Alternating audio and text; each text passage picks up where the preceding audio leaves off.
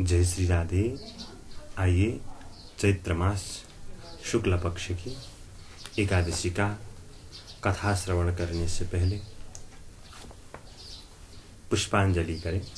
श्रीमच्चंदन चर्चितोज्ज्वल वपुः शुक्लांबरा मल्लिका मालालंकृत कुंडला प्रविलसत् मुक्तावली शोभिता सर्वज्ञान निदान पुस्तकधरा रुद्राक्षमालाकरा वाग्देवी वदनाम्बुजे वसतु मे त्रैलोक्यमाता चिरम् अमरीकबरी भारभ्रमरी मुखरी कृतं दूरीकरोतु दूरितं गौरी चरणपङ्कजम् अविरलमदजलनिवहं भ्रमरकुलानीकसेवितकपोलम् अविमतफलदातारं कामेशं गणपतिं वन्दे।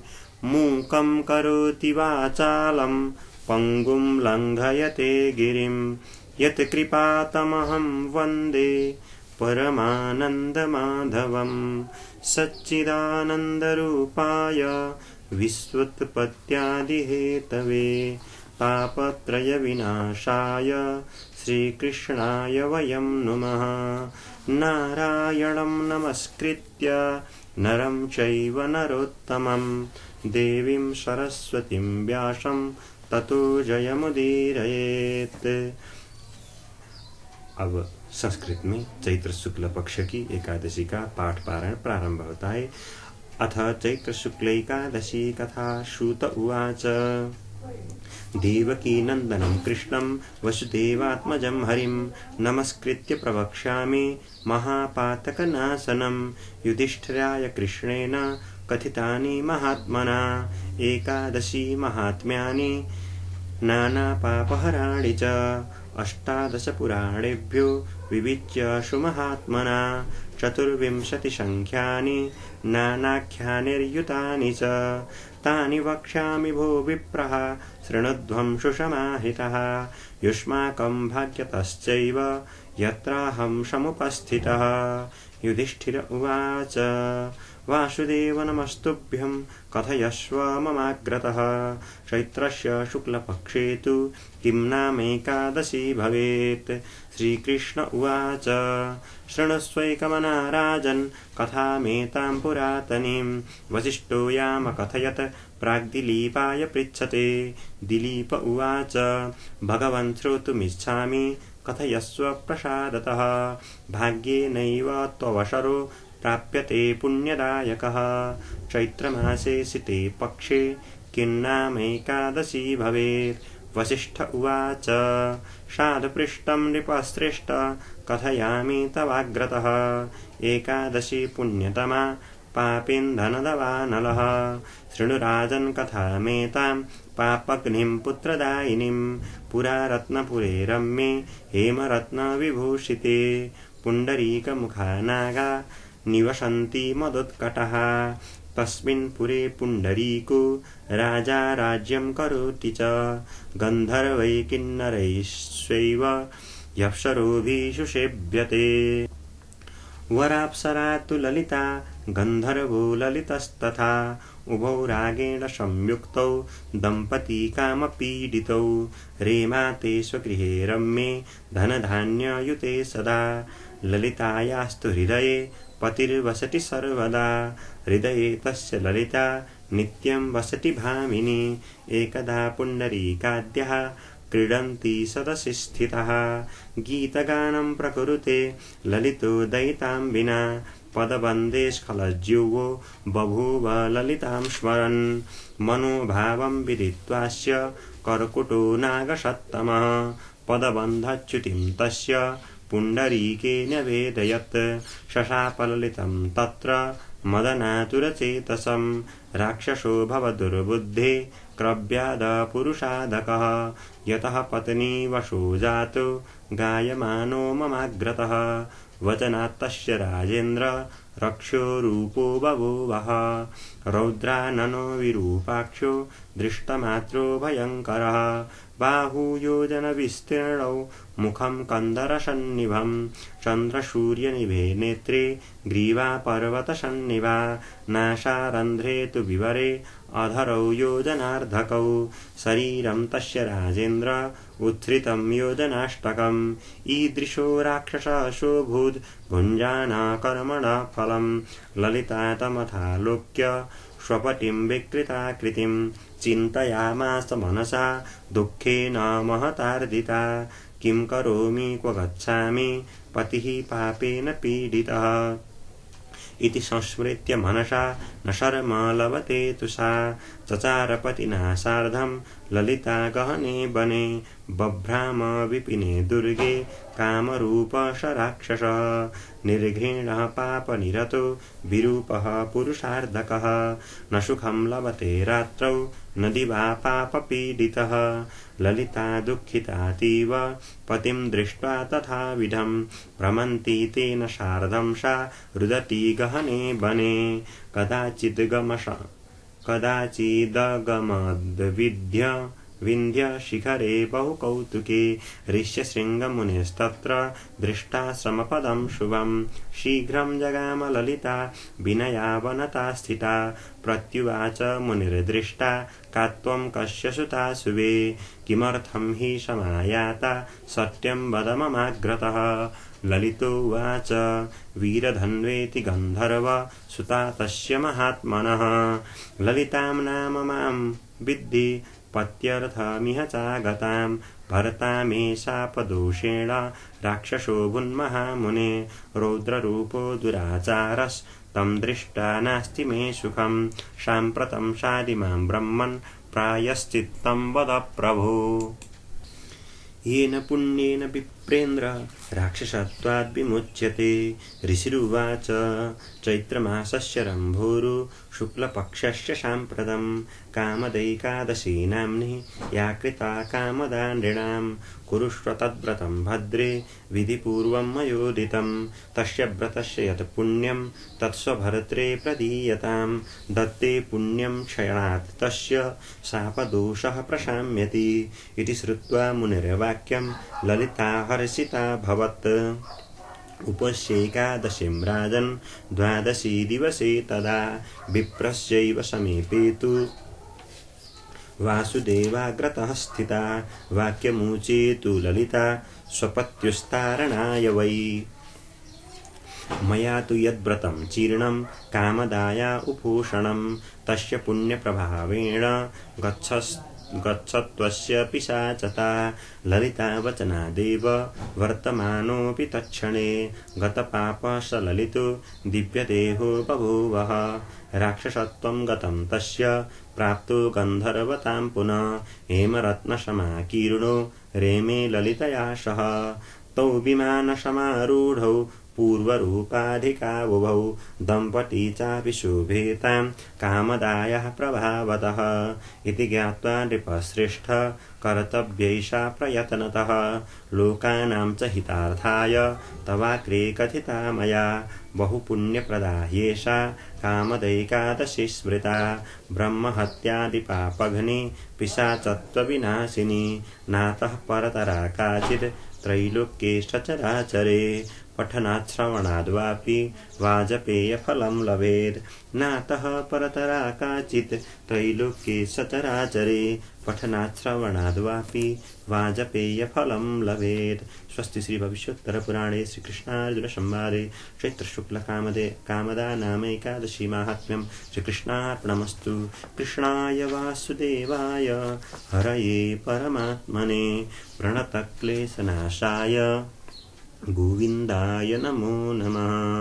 उपनयतु मङ्गलं वः सकलजगन्मङ्गलालयः श्रीमान् दिनकरकिरणनिबोधितः नवनलिनदलनिभेक्षणः कृष्णः तत्रैव गङ्गा यमुना च तत्र गोदावरी सिन्धुसरस्वती च सर्वाणि तीर्थानि वसन्ति तत्र यत्राच्युतोद्धारकथा प्रसङ्गः काले वर्षतु पर्जन्यः पृथिवी सस्यशालिनी देशोऽयं क्षोभरहितो ब्राह्मणाः सन्तु निर्भया अपुत्रा पुत्रिणः सन्तु पुत्रिणः सन्तु पौत्रिणः निर्धनाः सधनाः सन्तु जीवन्तु शरदां शतं यं ब्रह्मा वरुणेन्द्र रुद्रमरुतः स्तुन्वन्ति दिव्यैस्तवैर्वेदैः साङ्गपदक्रमोपनिषदैर्गायन्ति यं सामगाः ध्यानावस्थित तद्गतेन मनसा पश्यन्ति यं योगिनो यस्यान्तं न विदुः सुरासुरगणा देवाय तस्मै नमः अथ श्रीकुसुमोपमेयकान्तिर्यमुनाकूलकदम्बमूलवर्ती नवगोपवधूविलासशाली वनमालिपितनोतु मङ्गलं नः। ओम तत्सत्। श्री राधा कृष्णार्पणमस्तु। आइए सज्जन भक्तों, आज हम चैत्र मास की शुक्ल पक्ष की कामदा नामक एकादशी का पाठ श्रवण करने के उपरांत अब हम कथा श्रवण करने जा रहे हैं। बहुत हर्ष की बात है कि चैत्र मास के शुक्ल पक्ष में भगवान श्री राम जी का आविर्भाव नवमी के दिन हुआ। उसके 2 दिन बाद एकादशी के दिन में कामदा नामक जो संपूर्ण कामनाओं को पूरा करे उसको कामदा कहा जाता है। उस कामदा एकादशी का महात्म्य श्रवण करने जा रहे हैं। जिस पक्ष में भगवान श्री हरि का आविर्भाव हुआ, उसी पक्ष में पराम्बा माँ जगदम्बा का आराधना पूजा आदि हुए, ऐसा पक्ष जो अत्यंत शुभदायक है, उसमें कामदा एकादशी का अब मैं आपको कथा श्रवण कराने जा रहा हूँ। भगवान श्री कृष्ण से युधिष्ठिर महाराज ने पूछा कि हे भगवान, हे श्री कृष्ण, आपको मैं नमस्कार करता हूँ। अब मेरे सामने कृपा करें और मुझ दास को यह कृपा करें कि चैत्र मास के शुक्ल पक्ष में क्या नाम की एकादशी होती है। भगवान श्री कृष्ण कहने लगे, हे राजन, मैं तुम्हें इस कथा का श्रवण कराता हूँ। मनुष्य को चाहिए कि दशमी के दिन सायंकाल को शक भर चावल आदि का भोजन न करके शुद्ध उपवास दशमी के दिन सायंकाल से ही प्रारंभ कर देना चाहिए। सूर्यास्त से पहले भोजन करना चाहिए, सूर्यास्त के बाद भोजन नहीं करना चाहिए। उस तरह रहे और एकाग्र संयम रहकर दशमी के दिन से ही व्रत का विधान प्रारंभ करें और एकादशी के दिन सवेरे होने पर दंत धावन ब्रश आदि करके शुद्ध हुए, नहाए और शुद्ध वस्त्र पहनकर भगवान का व्रत करें, उपवास करें। तो भगवान श्री कृष्ण कहने लगे, हे राजन, एकाग्र चित्त होकर यह पुरातन कथा में तुम्हें श्रवण कराता हूँ, जो वशिष्ठ महाराज ने राजा दिलीप को श्रवण कराया था। दिलीप ने वशिष्ठ आचार्य से पूछा कि हे आचार्य, मैं आपसे एक बात श्रवण करना चाहता हूँ। चैत्र मास के शुक्ल पक्ष में किस नाम की एकादशी होती है और उसका व्रत विधान क्या है? तो वशिष्ठ ऋषि कहने लगे, हे राजन, हे दिलीप, चैत्र शुक्ल पक्ष में कामदा नाम की एकादशी होती है। यह अत्यंत परम पुण्यमयी है। पाप रूपी ईंधन के लिए यह दावानल अर्थात एक लकड़ी को जैसे छोटा सा चिंगारी एक क्षण में जैसे भस्म कर देता है, उसी तरह कामदा एकादशी भी पाप राशियों को नष्ट करने में अत्यंत समर्थ है। प्राचीन काल की बात है, नागपुर नाम का एक नगर था, जहां सोने के द्वारा बने हुए अत्यंत सुंदर सुंदर महल थे। उस नगर में पुंडरीक आदि महाभयंकर नाग निवास करते थे। पुंडरीक नामक नाग उन दिनों वहां नागों के बीच में राज्य करता था। वह गंधर्व, किन्नर और अप्सराएं भी उस नगरी का सेवन करने आती थी। वहाँ एक श्रेष्ठ अप्सरा थी जिसका नाम ललिता था। उस पुंडरीक के साथ वह ललित नाम वाला गंधर्व भी था। वो ललिता और ललित, ये दो जो गंधर्व थे, ये दोनों पति पत्नी के रूप में रहते थे। दोनों ही परस्पर काम वासना से पीड़ित रहा करते थे।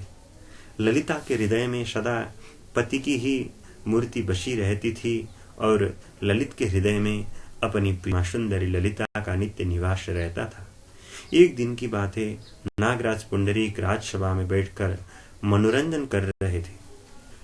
ठीक उस समय ललित का गान हो रहा था, किंतु उसके साथ उसकी प्यारी ललिता नहीं थी। गाते गाते उस ललित को ललिता का स्मरण हो आया, अतः उसके पैरों की गति रुक गई और जीभ लड़खड़ाने लगी।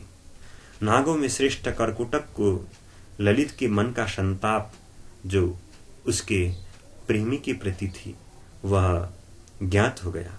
अतः उस कर्कुटक नाग ने राजा पुंडरीक को उसके पैरों की गति रुकने और गान में त्रुटि होने की बात बता दिया। कर्कुटक की बात सुनकर नागराज पुंडरीक की आंखें क्रोध से लाल हो गई और उसने गाते हुए कामातुर अपनी प्रेमिका का स्मरण कर रहा उस ललित को श्राप दे दिया। हे दुर्बुद्धि मूर्ख, तू मेरे सामने गान करते वक्त भी अपने पत्नी के वशीभूत हो गया, इसलिए जा तू राक्षस हो जा। महाराज पुंडरीक के इतना कहते ही वह गंधर्व राक्षस हो गया। भयंकर मुख, विकराल आंखें और देखने मात्र से भय उपजाने वाला ऐसा रौद्र रूप वाला वह राक्षस हो गया। ऐसा राक्षस होकर वह कर्म का फल भोगने लगा। ललिता अपने पति की विकराल आकृति देख मन ही मन बहुत चिंतित हुई। भारी दुख से कष्ट पाने लगी। सोचने लगी, क्या करूं, कहाँ जाऊं, कैसे कर्म करने पर मेरे पति इस पाप से कष्ट पा लेंगे। इस कष्ट से मुक्ति का उपाय वह कहाँ ढूंढे, कहाँ मिलेगी, ऐसा सोचते विचार करने लगी। वह रोती हुई घने जंगलों में पति के पीछे पीछे घूमने लगी। वन में उसे एक सुंदर आश्रम दिखाई दिया जहाँ एक शांत मुनि बैठे। उनका किसी भी प्राणी के साथ वैर विरोध नहीं था। ललिता शीघ्रता के साथ वहां गई और मुनि को प्रणाम करके उनके सामने खड़ी हुई। मुनि बड़े दयालु थे। उस दुखिनी को देखकर वे इस प्रकार कहने लगे, हे सुबे, हे कल्याणी, तुम कौन हो, कहाँ से आई हो, मेरे सामने सच सच बताओ। ऐसा मुनि के द्वारा पूछे जाने पर ललिता ने कहा कि हे महामुने, वीरधन्वा नाम वाले एक गंधर्व है। मैं उन्हीं महात्मा की पुत्री हूँ। मेरा नाम ललिता है। मेरे स्वामी अपने पाप दोष के कारण राक्षस हो गए हैं। उनकी यह अवस्था देखकर मुझे चैन नहीं है। हे ब्राह्मण, हे महर्षि, इस समय मेरा जो कर्तव्य हो वह बताइए। हे विप्रवर, जिस पुण्य के द्वारा मेरे पति राक्षस भाव से छुटकारा पा जाएं, ऐसा उपदेश कीजिए। ऐसा व्रत अथवा पुण्य का क्या हो सकता है, वह मुझे कृपा करें। ऋषि कहने लगे, हे भद्रे, हे कल्याणी, इस समय चैत्र मास के शुक्ल पक्ष की कामदा एकादशी की तिथि आ रही है, जो संपूर्ण पापों को हरने वाली और उत्तम व्रत है। तुम उसी का विधिपूर्वक व्रत करो और इस व्रत का जो पुण्य हो उसे अपने स्वामी को दे दो। पुण्य देने पर क्षण भर में ही उसके शाप का दोष दूर हो जाएगा। हे राजन, मुनि का यह वचन सुनकर ललिता को बड़ा हर्ष हुआ। उसने एकादशी को उपवास करके द्वादशी के दिन उन ब्रह्मर्षि के समीप ही भगवान वासुदेव के श्री विग्रह के समक्ष अपने पति के उद्धार के लिए यह वचन कहा कि मैंने यह जो कामदा एकादशी का उपवास व्रत किया है, उसके पुण्य के प्रभाव से मेरे पति का राक्षस भाव दूर हो जाए। ऐसा ललिता के द्वारा कहने पर उसी क्षण में ललिता के द्वारा दिए गए पुण्य के प्रभाव से ललित का पाप दूर हो गया। उसने दिव्य देह धारण किया और राक्षस भाव से विमुक्त हो गए। निर्मुक्त होकर वह पुनः गंधर्व जाति को प्राप्त हुए। हे राजन, वे दोनों पति पत्नी कामदा के प्रभाव से पहले की अपेक्षा भी अधिक सुंदर रूप धारण करके विमान पर आरूढ़ होकर अत्यंत शोभा पाने लगे। यह जानकर इस एकादशी के व्रत का प्रयत्न पूर्वक पालन करना चाहिए। मैंने लोगों के हित के लिए तुम्हारे सामने इस व्रत का वर्णन किया है। कामदा एकादशी ब्रह्म हत्या आदि पापों तथा पिशाचत्व आदि दोषों को भी नाश करने वाली है। हे राजन, इसके पढ़ने और सुनने मात्र से वाजपेय यज्ञ का फल मिलता है। बहुपुण्य प्रदा येषा कामदा एकादशी स्मृता, अत्यंत बहुत पुण्य प्रदान करने वाला है। इसलिए इसका कथा अगर कोई श्रवण करता है अथवा पाठ करता है तो वह एक श्रेष्ठ वाजपेय यज्ञ होता है, जो मनुष्य को करना अत्यंत मुश्किल रहता है। धन आदि संपूर्ण कुछ पदार्थों से संभव नहीं। वह एकादशी का, वह यज्ञ का जो फल है, वह फल केवल कामदा एकादशी के व्रत से प्राप्त है। इसलिए हर मन चाहिए कि एकादशी का व्रत करे। संसार में अनेक व्रत हैं। अनेक व्रत में भी अगर केवल एक की सहारा ली जाए तो वही काफी होती है। और व्रतों में सबसे अच्छा व्रत है एकादशी, क्योंकि यहाँ पर त्रिलोकी के अधिपति भगवान श्री हरि, श्री कृष्ण, श्री हरि, लक्ष्मी नारायण, श्री सीता रामचंद्र हैं। इसलिए मनुष्य को इस एकादशी का व्रत अवश्य करना चाहिए। जैसे आपको पेड़ के फले हुए फल खाने में जो स्वाद होता है, वह स्वाद पाने के लिए आपको पेड़ के जहाँ पर जड़ है वहाँ पर सिंचन करना होता है। इसी तरह पके हुए फल खाने के लिए, फल क्या है, ये संसार में हम जो सुख भोग रहे हैं वह पके हुए फल हैं। वह हमारे पूर्व जन्म के कर्मों के कारण मिल रहे हैं। तो इसी तरह का अच्छा कर्म करें और अच्छा सुख भोगें, भगवान में भक्ति लगे।